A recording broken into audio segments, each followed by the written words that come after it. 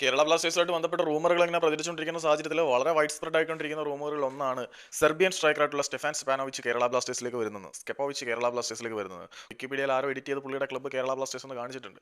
താരം കേരള ബ്ലാസ്റ്റേഴ്സിലേക്ക് വരുമോ എന്ന് ചോദിച്ചു കഴിഞ്ഞാൽ ഒരു ചോദ്യചിഹ്നം മാത്രമായിരിക്കും അതിന്റെ മറുപടി. കാരണം നിലവിലെ മാർക്കറ്റ് വാല്യൂ മറ്റു കാര്യങ്ങളൊക്കെ വെച്ച് നോക്കുമ്പോൾ കേരള ബ്ലാസ്റ്റേഴ്സിന് താരത്തിനെ സ്വന്തമാക്കാൻ കഴിയും. പക്ഷേ ആളിന് 34 വയസ്സുള്ളത് കൊണ്ട് കേരള ബ്ലാസ്റ്റേഴ്സ് താരത്തിന് വേണ്ടി ട്രൈ ചെയ്യുമോ എന്നുള്ള ഒരു ചോദ്യചിഹ്നമാണ്. കാരണം കേരള ബ്ലാസ്റ്റേഴ്സ് 34 വയസ്സുള്ള താരത്തിനെ നോക്കാനുള്ള സാധ്യത വളരെ കുറവാണ്. എങ്കിൽ പോലും ആളിന്റെ മാർക്കറ്റ് വാല്യൂ വളരെ കുറവായതുകൊണ്ടും യൂറോപ്യൻ എക്സ്പീരിയൻസ് ഉള്ള പ്ലെയർ ആയതുകൊണ്ടും ആളൊരു ക്ലിനിക്കൽ സ്ട്രൈക്കർ ആയതുകൊണ്ടും കേരള ബ്ലാസ്റ്റേഴ്സിന് താരം ഒരു ബെറ്റർ ചോയ്സ് തന്നെ ആയിരിക്കും.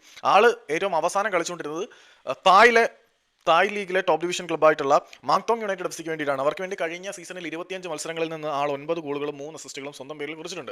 അപ്പോൾ മോശമല്ലാത്ത സ്ട്രൈക്കിംഗ് എബിലിറ്റി ആൾ കാണിക്കുന്നുണ്ട് എന്നുള്ളത് എടുത്തു പറയേണ്ടത് തന്നെയാണ്. തായ് ലീഗിൽ പരിശീലിപ്പിച്ചതാണ് നമ്മുടെ ബ്ലാസ്റ്റേഴ്സിന്റെ പരിശീലകനായിട്ടുള്ള മിഖായിൽ ഷെഹറിയം. അതുകൊണ്ട് തന്നെ ഈ ഒരു ഡീൽ നടന്നാൽ അതിനകത്ത് അത്ഭുതപ്പെടേണ്ട കാര്യമൊന്നുമില്ല. പക്ഷേ ട്രാൻസ്ഫർ മാർക്കറ്റ് ഇൻഡെക്സിലും മറ്റ് ചില വെബ്സൈറ്റുകളിലും ഒക്കെ ഈ ഒരു താരം ബ്ലാസ്റ്റേഴ്സിലേക്ക് വരുന്നതായിട്ട് ചില സൂചനകളുണ്ട്. ഇതെല്ലാം റൂമർ മാത്രമാണ് എന്ന് കൃത്യമായിട്ട് പറയുന്നുണ്ട്. കൺഫേംഡ് സോഴ്സ് ഒന്നുമല്ല. അപ്പം സ്കെപ്പോവിച്ച് കേരള ബ്ലാസ്റ്റേഴ്സിലേക്ക് വരുന്നുണ്ട് എന്ന തരത്തിലൊരു റൂമർ വ്യാപകമായിട്ട് പ്രചരിക്കുന്നുണ്ട്. സ്റ്റീഫൻ സ്കെപ്പോവിച്ച് ബ്ലാസ്റ്റേഴ്സിലേക്ക് വരും എന്ന റൂമർ ഉണ്ട്. പക്ഷേ എനിക്കങ്ങോട്ട് വിശ്വസിക്കാൻ തോന്നുന്നില്ല. ഷെയർ ചെയ്തേ ഉള്ളൂ.